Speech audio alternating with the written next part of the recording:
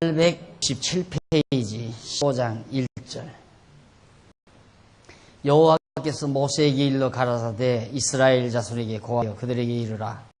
너희가 내가 주어 거하게 할 땅에 들어가서 여호와께 화제나 번제나 서원을 갚는 제나 건제나 정한 절기에 소나 양으로 여호와께 향기롭게 드릴 때에는 그 예물을 드리는 자는 고운 가루 에바 10분지 1에 기름 한 흰의 4분지 1을 섞어 여호와 소제로 드릴 것이니라.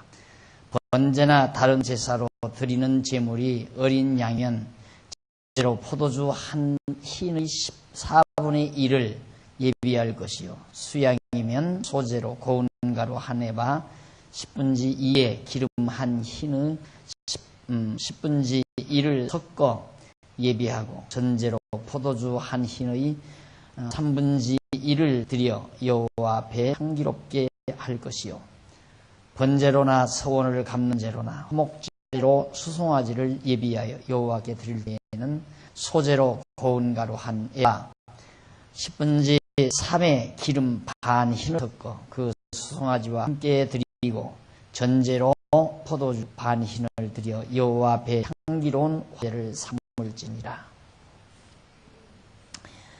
결국 하나님 앞에 범죄하고 나서 하나님의 진노를 받은, 그래서 패배한 그런 이스라엘 백성에게 여호와께서는 모세를 통해서 다시 여호와 하나님을 경외한, 그분에게 번제를 드리는, 화제를 드리는 그런 구체적인 내용을 여기서 지금 밝혀줍니다. 너희가 내가 주어 거할 땅에 들어가서 반드시 이렇게 제사를 드려라는 얘기죠. 여기 보면 868페이지 위에서 세 번째 줄, 그 흰 많이 나오죠. 에바 나오고 흰 나오는데 거기 속에 나오네요. 868페이지 제일 위에 줄 중간에 보면 여기 에바는 고체량, 고체로 된 물건을 다는 그 이제 근량이에요. 고체량, 부피를 재는 돼, 말이나 이런 것이요. 고체량 23리터 정도의 분량이다. 한 에바가 23리터면 2말 서대 정도 되죠. 큰 대로. 그 다음 흰은 액체량, 물로 된 거, 그거에 대한 3.8리터 정도 분량을 말합니다. 그리고 여호와께 드리는 각종, 거기 절바군데 보면 여호와께 드리는 각종 제사에 있어서 제물에 따라 소제와 전제 예물의 분량이 각각 다르게 되어 있다. 그것은 그 소제나 전제 예물의 분량에 따라 제사의 성격을 분별하게 하려는 것이다. 이렇게 구체적인 세밀한 규례가 없으면 각종 제사가 혼돈이 되어 있는 상태에서 여호와께 드려질 염려가 있기 때문에 하나님께서는 아주 제사마다 분명하게 혼돈이 되지 않도록 분량도 다르고 제물도 다르게 그렇게 정해 놓으셨다. 그러니까 이런 것에 대해서 전문화하지 아니하면 일반 백성들로는 잘 모르죠. 예를 들어서 안 됐지만은 그 유교 제사법, 조상에게 드리는 제사법 있잖아요. 그거 아는 사람 별로 없잖아요. 대개 그거 아는 사람이 한 마을에 한둘밖에 없어요. 제사상 차리려면 뭐 생선은 어느 쪽에 놓고 과일은 위에 놓고 뭐 곡물로 만든 음식은 나물류는 어디다 놓고 뭐 그런 거 다 있잖아요. 저는 그거 하나도 모르지만은 그걸 전문적으로 연구하지 않은 사람 잘 못 받는단 말입니다. 근데 그거 이유가 아니에요. 지금 제사법은 엄청나게 치밀하고 아주 복잡하기 때문에 레위 자손들은 이거에 대해서 아주 깊이 잘 배워놓고 알고 있다가 하나님 앞에 그대로 제사를 드리도록 그렇게 하나님께서 명해놓은 겁니다. 이것은 물론 이방 민족의 제사 행위와 구별하기 위한데도 그 목적이 있지만은 이렇게 치밀하게 함으로 결국 하나님께 제사를 드리는 백성들의 관심, 또 제사를 드리는 자의 그 초점, 관심의 초점을 모아가기 위한 하나의 중요한 과정도 되는 겁니다. 여기 보면 여호와께서는 가나안 땅에 들어갈 이스라엘 자손에게 세밀하고도 구체적인 소재와 전제 의례를 명하신 것이다. 알고 보면 이 얼마나 복잡하고 어려운 제사인가. 그런데 이 모든 어려운 제사들은 장차 예수 그리스도께서 택한 성도를 대신하여 단번에 영원한 제사로 드려주실 것에 대한 예표로서의 모형과 그림자야. 그래서 신약 시대에는 신약 시대의 택한 성도들은 쉽고 가벼운 예수 그리스도의 멍에를 메고 편히 쉼을 얻을 수 있게 된다. 만약에 지금도 그렇게 복잡한 제사를 우리들대로 드리고 살면 얼마나 힘들고 정말 복잡하겠어요.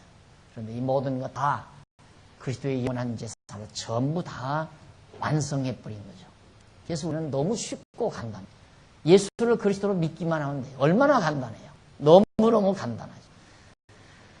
그 다음 이제 15장 11절로부터 16절 보면 짐승으로 향기로운 화제를 드리는 규례.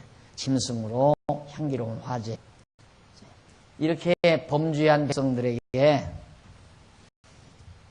하나님께서 진노를 베풀어서 여기서 패배한 백성들에게 이제 봐라, 너희들 가나안 들어가거들 이 다음 들어가걸랑 얼마나 너희들이 부패하고 타락되어 있느냐 이거예요. 그러니까 가나안 들어가면 하나님 앞에 속죄의 제사, 화목 제사 잘 드려라. 이렇게 드려라. 그 얘기예요. 그러면서 수송아지나 순양이 11절 어린 수양이나 어린 염소에는 그 마리수마다 위와 같이 지금 위에서 말한 것 같이 행하되 너희 예비한 수요를 따라 각기 수요에 맞게 하라. 무릇 본토 소생이 여호와께 향기로운 화제를 드릴 때에는 지금 말한 법대로 할지고 너희 중에 우고하는 타국인, 외국인이 와서 살고 있는 사람이 할 때 대대로 있는 자가 누구든지 여호와께 향기로운 화제를 드릴 때에는 너희 하는 대로 그도 그리할지라. 회중 곧 너희나 우고하는 타국인이나 한윤리니 너희의 대대로 영원한 윤리라. 너희의 어떠한 대로 타국인도 여호와 앞에 그리하라. 너희나 너희 중에 우고하는 타국인이나 한 법도 한 규례이니라. 외국인이든 본토인이든 관계없이 꼭 이대로 해라. 늘 제가 강조했듯이 이것은 이스라엘 택한 백성들로 하여금 여호와 하나님을 잊지 않고 기억하게 한 가장 중요한 교육 방법이다. 아주 중요한 거죠. 제사행위라는 것이. 오늘 그리스도 영원한 제사도 항상 제가 말씀드렸지만 효력,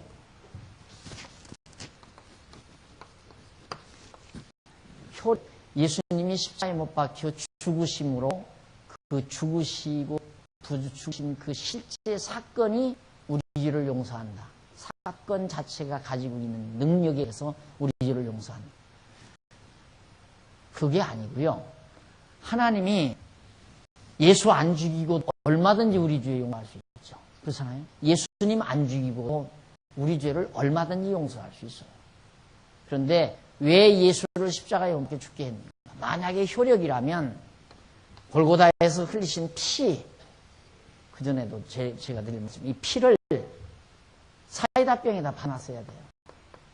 그 피를. 그 얼마나 중요한 피인데 그 피 자체가 효력이 있는 거예요. 그런데 피는 골고다 덕에 떨어져서 지금 다 비바람에 산화되고 햇볕에 산화되고 아무것도 없어요. 뭐 지금 여러분 여행 가면 여기가 지금 보라고 부르스름한 예수 피가 이렇게 돼 있다. 뭐 선죽교가 그런다서요. 선죽교가 피가 묻어가지고 불구스름한 빛이 있어요. 예수 피도 거기에 어때요? 불구스름한 게 뭐가 있나요? 그래서 그게 대단한 건 줄로 그렇게 착각하지만 아마 요즘 사람들 같으면 요즘 기독인들 같으면 예수 진짜 피 자그만한 그 여러분들 뭐 쓰고 있는 작은 병 그 뭐야 베니큐 바르는 병이 있지만 그런 병에다 하나만 가지고 있으면 아마 수백 배 부자일 거예요. 그 사람. 왜? 엄청나게 값에 팔릴 거니까 피가. 이거 아무 효력 자체가 아니에요. 바로 늘 강조하죠. 계시예요. 우리에게 보여주려는 거예요. 내가 너희 죄 이렇게 용서했다라고 하는, 그거 안 하면 용서했는지 안 했는지 어떻게 알아요? 안 그래요? 하나님께서 우리 죄를 용서했는지 안 했는지, 안 그러면 구약의 이런 모든 율법들을 다 이루셨는지 안 이루셨는지 그걸 우리가 어떻게 아느냐 이 말이죠. 그러니까 다 이루었다. 이루고 우리의 죄를 영원토록 사했다라고 하는 사실을 깨닫게 하기 위한 계시적 사건이지, 이렇게 십자가를 지고 죽으시고 부활하신 그 사건 자체의 어떤 효력에 의해서 죄가 용서되는 건 아니다. 하나님의 능력에 의해서. 하나님 예수 안 죽이고 우리 죄 용서할 수 있죠. 죄야, 나 알았다. 내가 기억 안 나면 용서될 거 아니에요.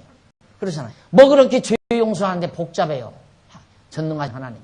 안 그래요? 전능하신 하나님이 우리 죄 용서해 주는데 뭐 복잡하냐 이 말이에요. 간단해야지. 그래, 다시 이어가나 이러면 될 거 아니에요. 그런데 꼭 예수를 세상에 보내가지고 저렇게 모질게 처자게 죽고 피 흘려 무덤에 묻히고 부활하게 하시는 이유는 우리로 하여금 하나님께서 죄를 용서하시고 우리를 사랑했다는 사실을 확증시켜주기 위한 계시적 사건이었다 이 말이에요. 그래서 우리는 예수 그리스도를 통하여 너무너무 쉽고 간단하게 되어 있죠. 그래서 우리는 예수가 그리스도라는 것만 믿어지면 돼요. 아주 간단하잖아요. 뭐 에바도 필요 없고 흰도 필요 없어요. 가루를 5말도 필요 없고 2말도 필요 없고 한 대박도 필요 없어요. 오직 예수를 그리스도로 믿기만 하면 됩니다. 그 다음 처음 읽은 곡식 869페이지 처음 읽은 곡식을 거제로 드리는 규례도 나옵니다. 앞서 이미 한 걸 다시 언급을 해요. 잊어버릴까 봐서. 여호와께서 모세에게 일러갔을 때 이스라엘 자손 고하여 이르라. 너희가 나의 인도하는 땅에 들어가거든 그 땅의 양식을 먹을 때에 여호와께 거제를 드리되 너희의 처음 익은 곡식가루 떡을 거제로 타작마당의 거제같이 들어드리라. 너희의 처음 익은 곡식가루 떡을 대로 여호와께 거제로 드릴지니라. 이제 아직 가나안 땅에 들어가지는 않았지만은 이제 반드시 하나님께서 이제 들어가게 한다 이거. 용서했으니까 들어가게 하려네요. 들어가면 지금 이 광야에서는 하늘에서 내려오는 만나를 먹고 살아요. 농사 지을 수가 없으니까. 자기 땅도 없고 또 여기가 농사 지을 수 있는 땅이 아니에요. 그런데 가나안 땅 들어가면 농사 지을 수 있다 이거예요. 농사 지을 수 있을 때 너희들이 농사를 지면 거기에서 제일 먼저 익은 곡식 그것은 반드시 너희들이 그걸 제물로 삼아서 하나님께 이렇게 거제라는 게 들어서 드리라 이래서 하나님께. 애기들 장난가죠. 애들 장난가지만 이런 것을 통해서 아주 백성들에게 여호와 경외하는 방법을 가르치려는 거예요. 그런데 이런 제사도 예수님께서 바로 부활의 첫 열매가 되셨다고 그랬죠. 예수님은 십자가에 못 박혀 죽어서가 3일 만에 부활하셨어요. 그 부활의 첫 열매가 되셨다 이 말. 그 첫 열매가 승천하셨잖아요. 이렇게 들어드린다는 거제는 그리스도의 부활 승천에 대한 예표죠. 죄 되신 그리스도가 하나님 앞에 승천할 것에 대한 예표. 그래서 바로 우리는 이제는 뭐 여러분 화원 가지고 있어도 첫 열매 갖다가 안 드려도 상관없고 농사를 써도 첫 열매로 떡을 만들거나 절을 붙여서 하나님 앞에 거제로 안 드려도 돼요. 왜? 첫 열매 대신 진짜 첫 열매가 된 예수 그리스도가 우리의 영원한 거제물로 단번에 다 하나님께 승천하서 드린 바 되기 때문에 이제 우리 그런 거 안 해도 된다 이 말이죠. 그래서 예수의 죽으심과 부활과 승천 우리에게 있어 매우 중요한 의미들을 지니고 있다 하는 얘기입니다. 그 다음 이제 870페이지 15장 22절로 26절에 보면 회중이 범죄할 때 속죄제를 드리는 규례입니다. 백성들이 죄를 졌으면 그때 어떻게 해야 하는가? 너희가 그릇 범죄하여 여호와가 모세에게 말한 이 모든 명령을 지키지 못하되 곧 여호와가 모세로 너희에게 명한 모든 것을 여호와가 명한 날부터 이후 너희의 대대에 지키지 못하여 회중이 부지 중에 그릇 범죄하였거든. 온 회중은 수송아지 하나를 여호와께 향기로운 화제로 드리고 의례대로 그 소제와 전제를 드리고 수염소 하나를 속죄제로 드릴 것이라. 제사장이 이스라엘 자손의 온 회중을 위하여 속죄하면 그들이 사함을 얻으리니 이는 그릇 범죄함이며 또 그릇 범죄함을 인하여 예물 곧 화제와 속죄제 여호와께 드렸습니다. 이스라엘 자손은 온 회중과 그들 중에 우고하는 타국인도 사함을 얻을 온 백성이 그를 범죄하였습니다. 재미난 인상 하나를 또 말씀을 드릴게요.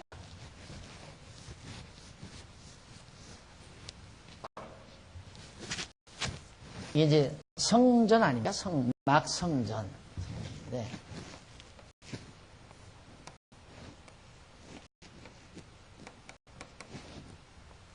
제단, 물두멍 있고 하고.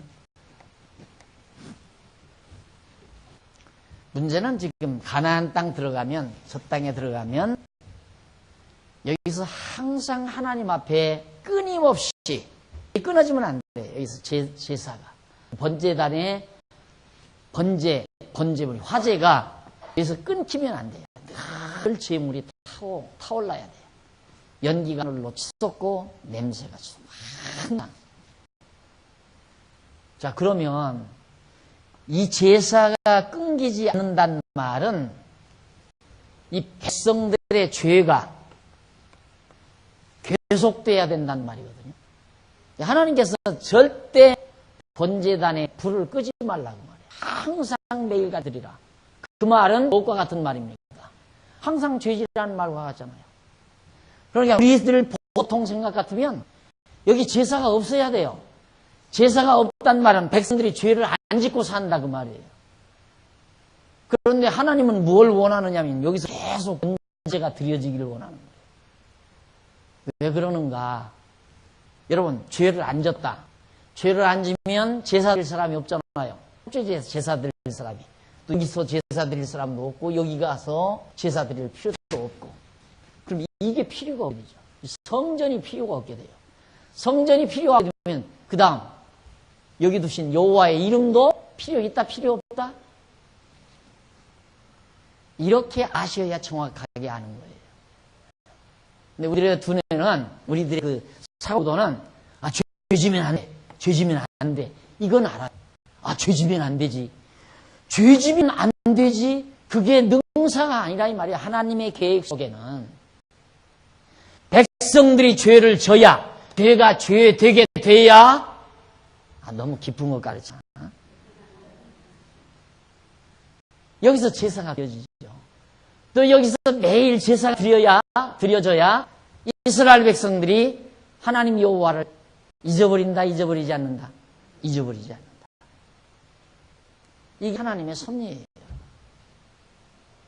그러니까 자, 여기서 하나님께서 율법을 줬어요. 율법을 주고 지금 자꾸 그거 가르치잖아. 여기 들어가서 그대로 지켜라. 지키는데 너희들이 대로 율법을 범하고 죄인 될 거다 이 말이에요. 그러니까 그렇게 죄졌을 때 어떻게 해야 되느냐? 여기다 와서 지켜라 이 말이죠. 그건 오직 하나님 여호와를 잊어버리지 않게 하기 위해서. 우리 죄 짓지 않았으면, 죄 안 졌으면 예수가 와서 죽을 필요 없죠. 예수가 와서 죽일 필요 없었으면 우리가 하나님 여호와 알아요, 몰라요? 모르죠. 전혀 모르죠. 어떻게 알아요? 예수가 그리스도심을 알고 보니까 하나님 여호와가 살아계심을 깨닫게 된 거지. 똑같은 원리예요. 똑같은 원리. 지난 주일날 우리 성경신학 오늘 다음 주간에 아마 다음 주 성경로서 신학원 시간에 아마 결론 나올 거예요. 성경신학 서론 결론인데 거기에 이제 그 얘기가 나오겠지만은 하나님께서 우리로 하여금 죄를 죄되게 해서 율법을 준 이유는 죄가 죄되게 해서 제물을 가지고 오게 만들고 제물을 가지고 여기 제사를 드리고 여호와 하나님 잊어버리지 않고 경외케 하려는 것이다. 최종적인 목적은 여호와 깨닫고 경외케 하려는 겁니다. 거기에 한몫 거두는 것이 율법이고 죄예요. 율법 없으면 죄가 죄 안 돼요. 죄될 거 하나도 없어요. 이 율법을 주신다는 건 죄되게 하려는 거예요. 죄되게. 이걸 알아야 죄에서 자유함을 얻어요. 신학원 시간에 이제 결론 시간 나오죠. 성령께서 우리를 해서 자유함을 얻게 만든다. 그리고 하나님의 사랑의 포로가 되게 하신다. 하하, 죄가 무조건 나쁜 것으로만 알았더니 지엽적으로, 부분적으로는 나쁜 거죠. 죄처럼 나쁜 게 어디 있어요? 엄청 나쁜 거예요. 그러나 하나님의 섭리 종합적으로 보면 율법과 죄도, 율법도 죄도 대단한 일을 만들어가는데 합력하게 사용된다. 그래서 모든 일이 죄나 율법이나 제사 드리는 일이나 모든 일이 합력해서 선을 이룬다. 이때의 선한 최고선을 말해요. 최고선. 하나님의 최고선.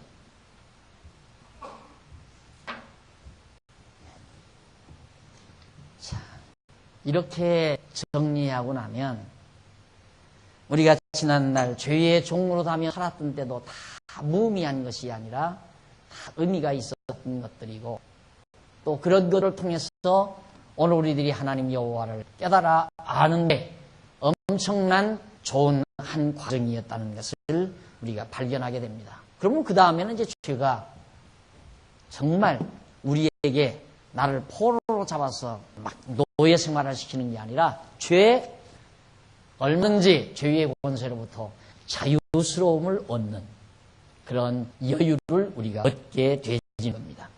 그 다음 이제 보면 15장 27절 31절 만일 한 사람이 그릇 범죄하거든 1년 암소요 1년 된 암소로 속죄를 드릴 것이요. 제사장은 871페이지 제일 위에 28절 제사장은 그 그릇 범죄한 사람이 그릇하여 잘못하여 여호와 앞에 얻은 죄를 위하여 속죄하여 죄를 속할지니 그리하면 사함을 얻으리라.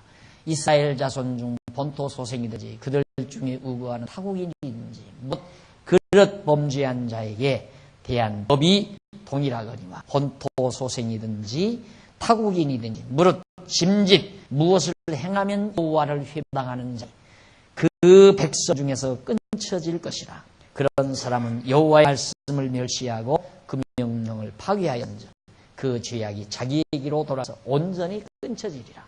어쨌든 이걸 멸시하는 지금 범죄하고서 하나님 앞에 제사드리는 이런 것들을 멸시하는 자는 절대 용납이 안 돼요. 용납될 수가 없죠. 그러니까 이 세상에서 절대 멸망받는 죄악 하나가 있다면 예수를 그리스도로 부정하는 것. 예수가 그리스도이심을 부정하는 것. 이 성전의 제사를 부정하는 것처럼 예수 그리스도의 영원한 제사를 부정하는 그건 용서받을 수가 없어요. 천하 없어도 그건 용서받을 수가 없어요. 멸망의 자식이지. 그 나머지는 다 용서돼요. 어떤 죄도 용서되지 않는 죄가 말입니다. 오직 예수 그리스도를 거역하는 죄, 성령을 거역하는 죄, 하나님을 거역하는 죄. 이것이 가장 큰 죄악이다. 그 다음 871페이지 밑 15장 32절로 36절에 보면 광야에서 안식일을 범했을 때 처벌 규례. 아니 지금 이 광야 여기 지금 얼마나 고달 뭐 하는 일이 있다고 잠자고 만나서 주워 먹고 하는 일이 뭐 있어요. 그 다음 농사를 지어요. 김을 매요. 사업을 해요. 장사를 해요. 아무 하는 일이 없잖아. 근데 뭐 고달프다고 일주일마다 쉬냐 이 말이에요. 이 안식일을 왜 주느냐. 안식일 주는 이유도 똑같은 원리죠. 여호와 하나님 잊어버리지 않게 하는. 야, 우리 조상들은 우리 애굽에서 살 때에는 하루도 쉬지 못했는데 야, 하나님이 여호와가 우리를 이렇게 인도해서 이제는 정말 안식일 날 하나님이 천지를 창조하시고 이래 되는 날 쉬신 것처럼 우리도 함께 이렇게 쉬게 됐다. 그래서 하나님 여호와 잊어버리지 않게 하려는 거죠. 그래서 안식일 절대 잊어버리지 말고 지키라. 이방 민족에게는 그게 없잖아요. 이것이 이 기독교 문화가 결국 온 믿는 사람이나 믿지 않는 사람이나 기독교 국가나 기독교 국가가 아닌 오늘 이 문명사회 속에 그대로 정착이 됐지만 이제 뭐 다 일주일에 한 번씩 쉬잖아요. 놀잖아요. 그 왜 쉬는지도 몰라요. 그 사람. 그냥 몸 피곤하게 쉰다고 생각하는 거예요. 그런데 이제는 쉬는 데 목적이 있는 게 아니고 5일째 근무는 즐기는 데 목적을 두잖아요. 즐기는 데. 뭐냐 인생이 이거. 직장에 와서 맨날 돈 벌어다가 또 주고 돈 벌어다 먹고 이러고 살란 얘기냐. 인생 그게 아니지 않느냐. 즐기자. 그래서 5일째 근무 만드는 거예요. 그럴 거 아니에요. 생각해 보세요.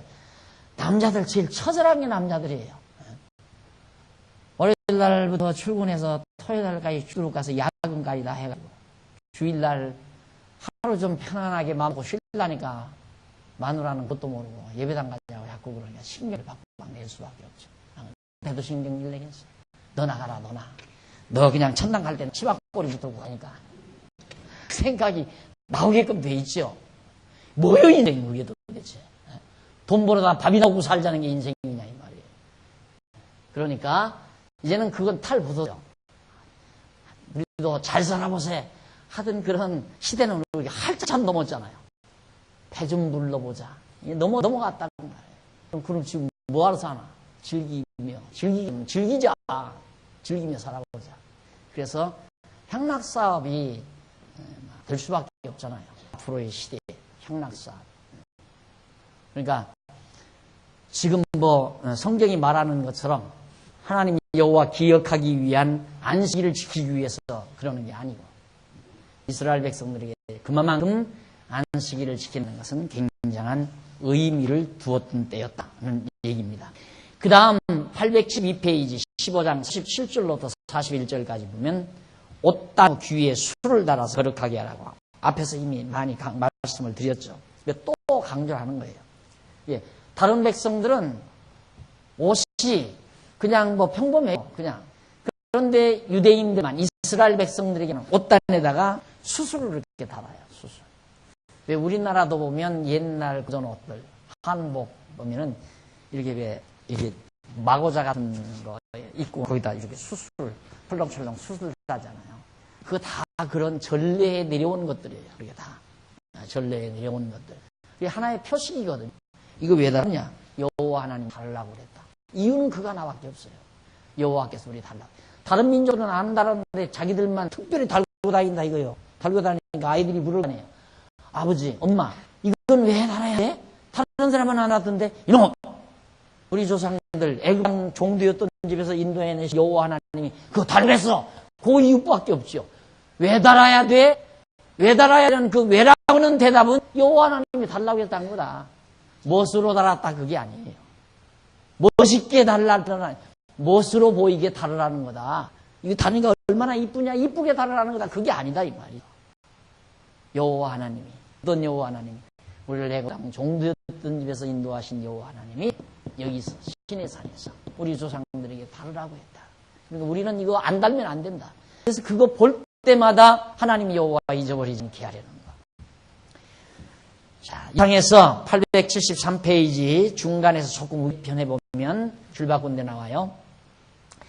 이상에서 살펴본 이스라엘 백성에 대한 속죄 규례는 모두가 결국 여호와께서 이스라엘 백성으로 하여금 자기들을 애굽의 무거운 짐 밑에서 인도하여 내신 여호와 하나님을 잊어버리지 않고 기억하게 하소서 그를 경외하며 섬기게 하시는 방편이 되는 것이다.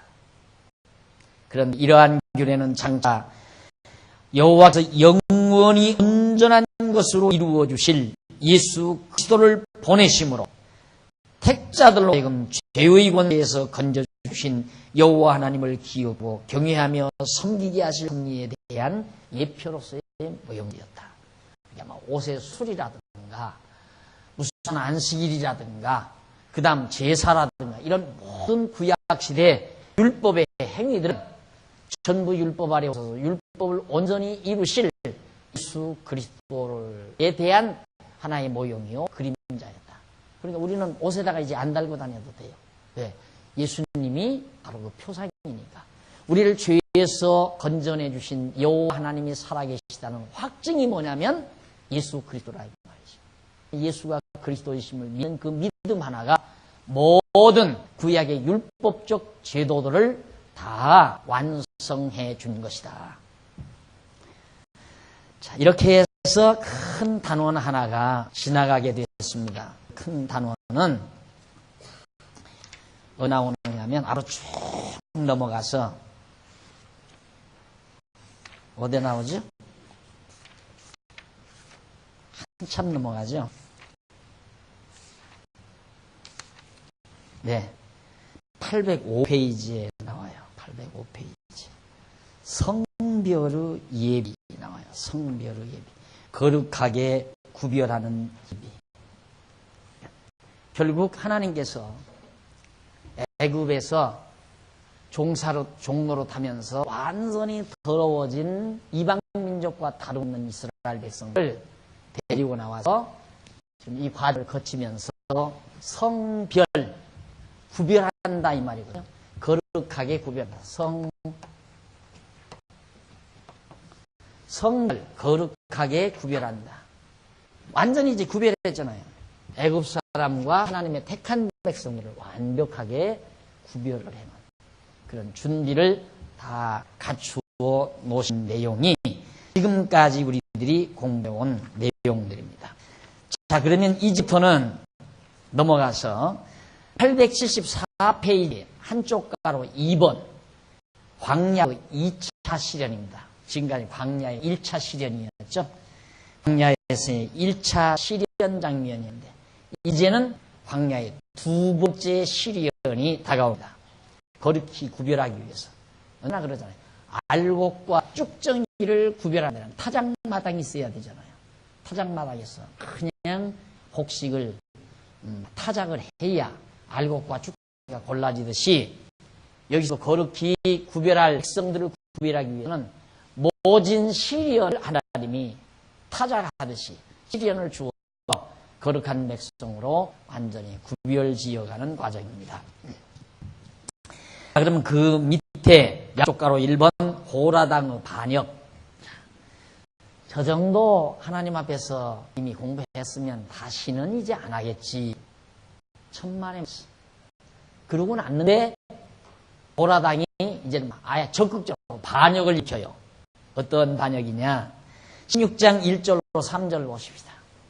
875페이지 1절로 3절에 보면 고라 무리의 당이 족장과 함께 모세와 아론을 지도자를 해서 막 반발을 일으키는 1절 보십시다. 레위의 증손 고아 손자 이스라엘 아들 고라라고 하는 사람이 있는데 그 고라와 루벤 자손 엘리야브 아들 다단과 아비람과 벨레스 아들 온이 하나의 당파를 지었어요. 하나의 당파를. 그렇게 당파를 만들어가지고 이스라엘 자손 총의 택함을 받은 자, 곧 회중에 유명한 어떤 족장 250인과 함께 일어났어요. 자기들만 단합한 게 아니라 다른 지도자들 막 250명을 이렇게 자기들이 협수해서 상당히 큰 하나의 반역의 무리가 된 거죠. 뒤엎으려는 거예요. 혁명을 하려는 거예요. 야, 우리가 저 모세 말만 듣고 이럴 필요가 있나? 거기 똑똑하고 잘난 사람이 있는 거죠. 그래서 그걸 뒤엎기 위해서 고라당이 한 집단을 이루어가지고 이제 나타났는데 3절 그들이 모여서 모세와 아론을 거스려 그들에게 이르되 너희가 분수에 지나도다. 너희 건방지다 이 말이에요. 분수에 지나다.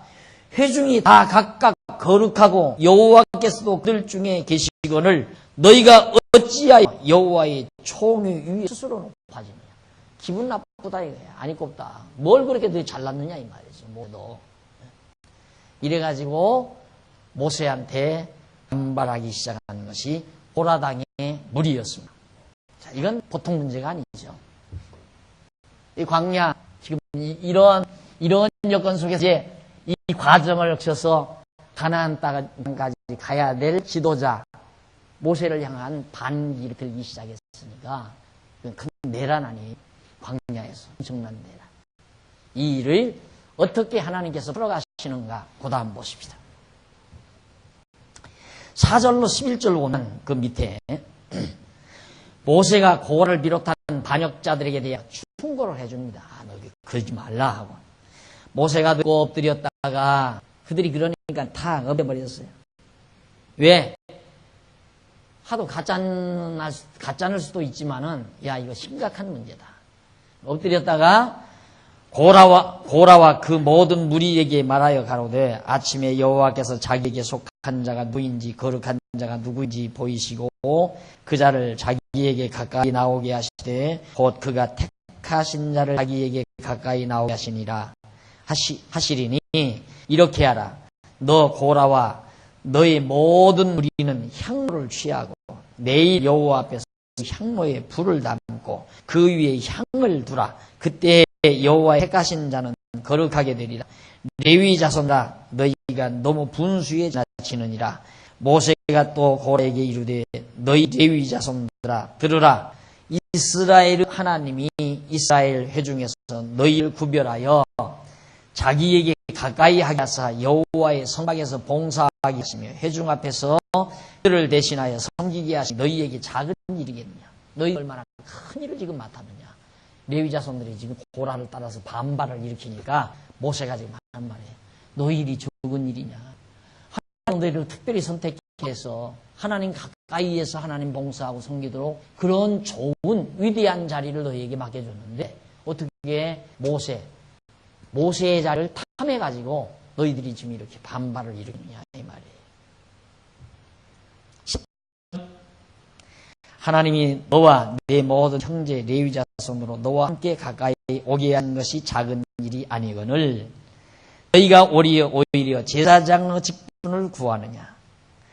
이를 위하여 너와 너희 무리가 다 모여 여호와를 거스리는다. 아론은 어떤 사람이고 한데 너희가 그를 원망하느냐.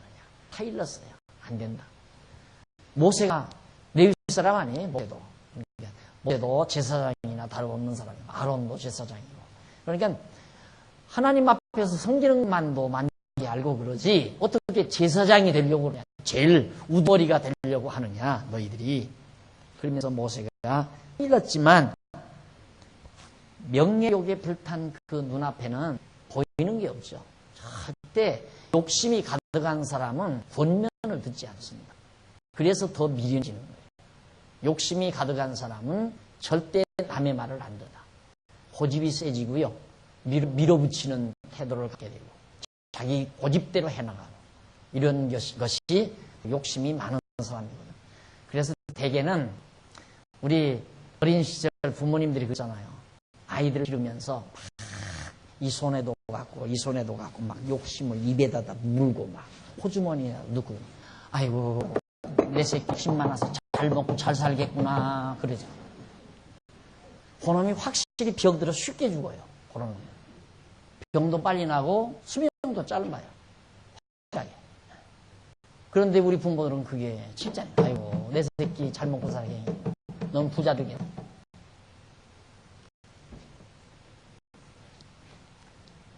자기에게 맡겨준 일이 얼마나 소중한데 모세가 온당한 말 했잖아요. 내가 맡긴 거냐. 하나님께서 맡기라 해서 너희들에게 이 성전에서 가까이 봉사할 수 있는 이 좋은 직책을 너희에게 줬는데 어째서 제사장 직분까지 너희들이 대제사장 지금 아론은 대사장인데 대제사장의 직분을 너희들이 탐하느냐 이 말이죠. 점점 보세요. 여기서는 길이 막혔다고 원망하다. 터졌죠? 목마르다고 원망해요. 그 다음 고기 먹고 싶다고 원망해요. 여기서 고기 먹고 싶다. 그 다음 여기서는 안 믿어져. 불평등. 믿어지지. 그 다음에 아주 명예요. 하여튼 인간의 투악함이 이 광야 생활에서 다 드러나요. 전부 드러나요. 하나하나 다 드러나요. 그러니까 아주 가난했을 때에는 먹거리 때문에 늘 우리 욕심 부리죠. 먹거리 때문에. 참 먹고 살려고. 어떻게든지 먹고 살려고. 근데 조금 먹고 살만 하면 그 다음 뭐 하나 감투 써보려고. 이게 꼭 인간들이, 타락한 인간이 가는 정확한 노선이에요. 뭐 어디 동창회 회장짜리라도 하나 해보려고. 어디 가서 장짜리 하나 해보려고. 그냥 그거 너무실 내고 다닌다. 이게 목사도 똑같아요. 목사도, 나도 목사지만 개척교회 당시는 그냥 항상 먹거리 때문에 근근하죠. 어떻게 하면 좀 밥 먹고 사나. 그래서 그냥 교인들 많이 좀 부흥시켜서 11조 받아서 좀 생활 좀 안정됐으면 좋겠다. 이게 목적으로 하다가 교회가 어떻게 좀 부흥이 돼가지고 그럴듯하게 되면 어떻게 내가 노회장짜리라도 하나 하라. 그래서 이제 노회로 다 찾아다니는 거야. 교회 못 나오는 거 그냥 다 집어넣고. 그 다음 노회장짜리 한번 쓰고 나면 그럼 어떻게 하면 내가 총회장짜리 한번 쓰나. 그래가지고 교회 돈. 그때 이제 교회가 커져서 돈 많으니까 총회가 막 투자한다. 그럼 뭐 돈 많이 내는 목사 총회에서 알아주게 돼 있어요. 그러다 보면 총회장짜리 한번 하죠. 총회장으로 만족 안 해요. 어떻게 하면 세계기독교 연합회 회장짜리, 총재짜리 한번 하나. 그래서 이제 비행기 타고 미국으로 왔다 갔다 하는 거예요. 그러면 성도들은 잘난 줄 알아. 여기에 참 잘난 줄 알아. 여기에 완전히 코가 꿰인 목사로 생각을 안 하고. 전 교인이 다 동원되잖아요. 장로들 다 동원되고. 총회장짜리 한번 하면 장로들 다 동원하고 특별연보 수억 만들어서 선거자금 쓰고 그래야 총회장 돼요. 요즘. 그게 교회 모습이에요. 교회도. 인간의 치부가 다 드러나는 거죠. 치사한 거예요. 쥐라는 건 아무것도 아닌 거예요. 그거 왜 해? 그걸 해. 그걸 왜 하냐 이 말이에요. 와서 제발 좀 맡아달라고 사정 해도 할까 말까인데 그걸 왜 돈 쓰면서 하느냐 이 말. 그걸 뭐 때문에 뭐 거기에서 무슨 뭐 황금알이 나와요. 뭐가 나와요. 그렇게 얻은 놈의 명예는 명예도 아니에요. 그렇게 얻은 놈의 명예는 어떻게 온 사람으로 욕만 먹어요. 저 나쁜 놈이죠. 돈 써가지고 되는 거. 진짜 부정투표해서 저 하면 할수록 막 먹어. 명예도 얻으려면 그냥 와서 비비사정하면서 목사님께서 오셔서 총회를 좀 맡아주셔야 총회가 제대로 잘 되고 총회가 건전하게 성장할 것 같습니다. 목사님 아무리 바쁘셔도 좀 이름만이라도 그렇게 해도 가서 앉아있을까 말한데 안 그래요? 이 말은 한국사 지가 못하게 생겼으니까 지금 저러거든. 아니 저는 아니에요. 진짜 아니에요. 난 지금 우리 장로님 지난번에 또 50만 원 또 보내줘. 신문가. 보내지 말라니까 자꾸 보내니까. 근데 우리가 신문 갖다 보니까 또 계속해서 신문에서 우리 예님은 계속해서 대서 특별로 그렇게 내놓잖아요. 그래서 그냥 우리가 신문 대금을 준다는 셈 치고 그렇게 해서 우리 지난해 공매에서 결의된 예산에서 지금 보내주는 것 같아요. 보내주는데 그렇게 자꾸 돈 들여서 총회를 하다 보면 다 총회장도 되는 거고 총회장이면 그 거물급들 알아서 바쁘죠. 목사님 오늘 신방 오늘 총회 볼 일 있어요. 볼 일 뭐예요? 총회 머리 좀 굵직굵직한 한 사람들 만나서 어디 좀 선언 나서 맛있는 거 같이 먹고 어디 가서 목욕이라도 하고 형님 동생하고 그렇게 시간 보내는 게 다 그게 주의 일이지. 나처럼 병신처럼 이렇게 구석방에 앉아서 그냥 누구나 사나. 이게 병신짓 하는 게 아니에요. 따지고.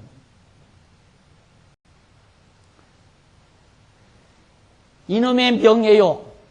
이것이 고라당의 물이에요. 고라당의 물. 교회도 꼭 그래요. 교회도 꼭. 어려울 때, 힘들 때, 고달플 때 일 맡으려고 안 해. 일 맡으려 바빠요 전. 목사 전 좀 제발 좀 빼주십시오. 교회가 어느 정도 커지고 조금 뭐 자리가 잡히면 그 다음에는 자꾸 시기하고 질투하고 미워하고 자리를 탐내고 이런 생각. 그래서 남 헐뜯고 앞서 일하는 사람들 자꾸 깎아내리고 이런 장난을 바로 이런 자들이 한다. 고라당 무리처럼 똑같아요. 인간은 어쩌나. 교회는 명예욕을 쟁취하는 것도 아니고 하나님께서 맡겨준 은사를 충성스럽게 시행하는 처소다. 그런 걸 지금 모세가 잘 타일러주고 있는 겁니다. 그런데 16장 12절부터 13절 거기 하나 읽어보고 877페이지 위에서 6줄 줄바꿈 내보시면 누구나 자기에게 맡겨진 일에 대한 만족과 감사가 없으면 타인의 일에 관심을 갖게 마련이요. 반드시 그래요. 사람은. 자기 일에 만족함이 없는 사람은 나의 일 자꾸 넘보게 되고 남의 자리 탐내게 되고 자기 일에 만족이 있어요. 내 일이 가장 소중하고 내 일이 값진 일이다라고 하는 것.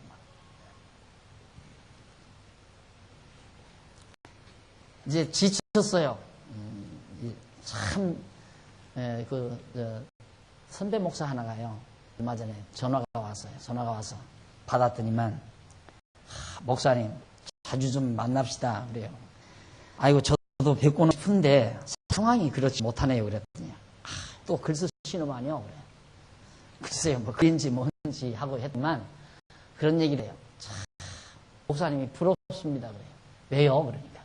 어떻게 하다가 총회장 한턱 치르고 나서 보니까 고연히 쓸데없는 일에 이렇게 시간만 바쁘고 겉피다맨 불러내고 우리 교인들이 피해가 막심합니다. 예. 그러면서 날더라고. 목사님이 참 부럽습니다. 그러고 하더라고요. 그러더니만 그 뒤로는 다시는 불러내지 않아요.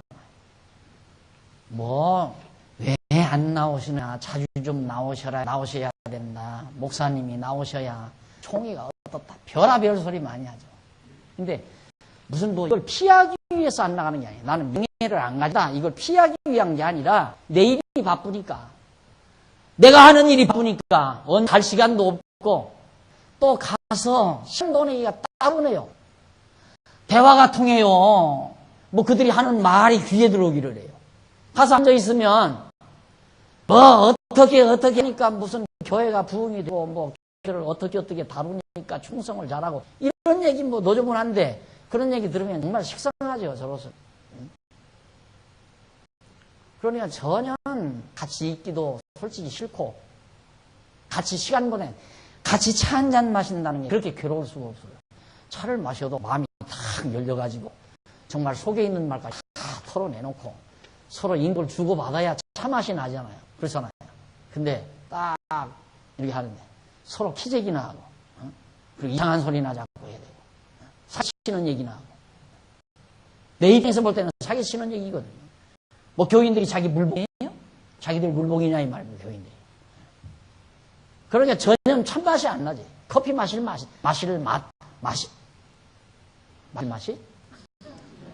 커피 맛이 안 나죠. 그러니까 나가기 싫고, 첫째는 내일이 바쁘니까. 내가 하는 일이 바쁘니까.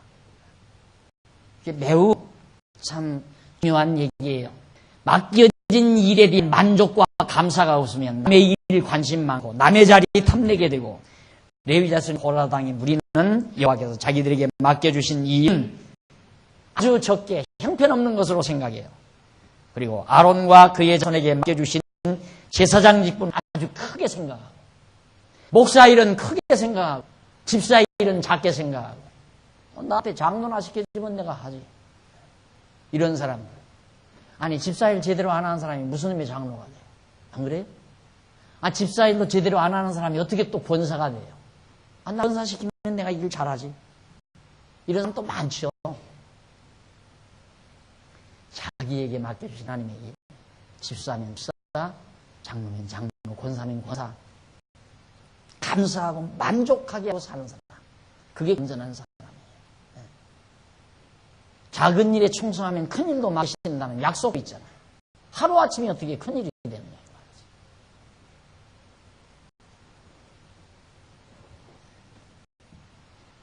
그래서 아론과 그 자손에게 레위 자손에 있어서 그들의 맡은 직임의 크고 작음이 중요한 것이 아니라 그들이 각각 맡은 직임 수행을 통하여 애굽은 집 밑에서 인도하여 내신 여호와 하나님을 잊지 않고 기억하며 그를 경외하며 섬기는 일이 더 중요한 거죠.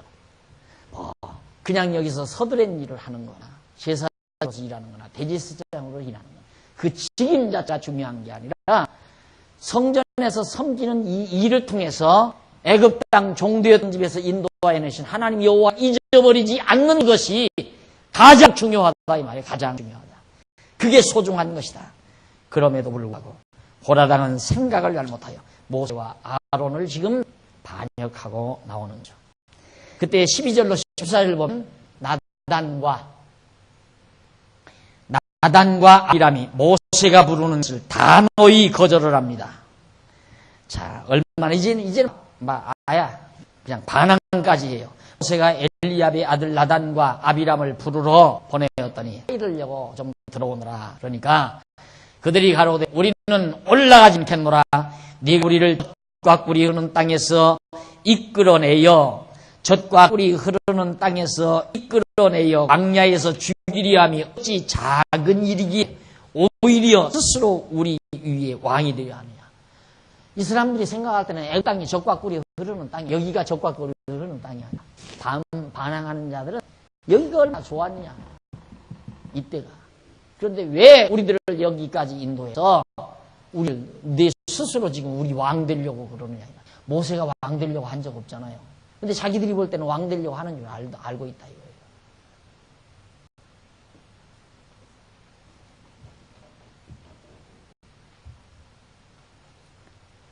그래서 이제 그 14절 보면 이뿐 아니라 네가 우리를 젖과 꿀이 흐르는 땅으로 인도해 드리지도 아니하고 밭과 포도원도 우리 기업으로 주지 아니하니 네가 이 사람들이 눈을 빼려느냐. 우리는 올라가지 않겠다. 절대 가나안 땅으로 안 가겠다. 이제 완전히 하나님의 뜻을 거부하고 나오는 이런 엄청난 반항운동이 일어나게 됩니다. 참 지금까지의 과정 중에서 가장 심각한 상황에 접어들게 되죠. 대단히 힘있는 그 지도자들이 몇백 명이 운집을 해가지고 지금 모세를 반항하고 나오잖아요. 여기서 경험했잖아요. 여기서 가데스니아에서 정탐자 갔다가 보고하는 말 듣고 백성들이 다 부정적인 말 다 따랐다 그래요. 그런데 이건 뭐 10사람이 아니라 몇백 명이 단결을 해서 또 대단히 힘있는 사람이 단결을 해서 우리 안 따라간다. 백성들 두말하고 다 그들 따르죠. 다 그들. 이런 어려운 상황에 지금 놓이게 됩니다. 그래서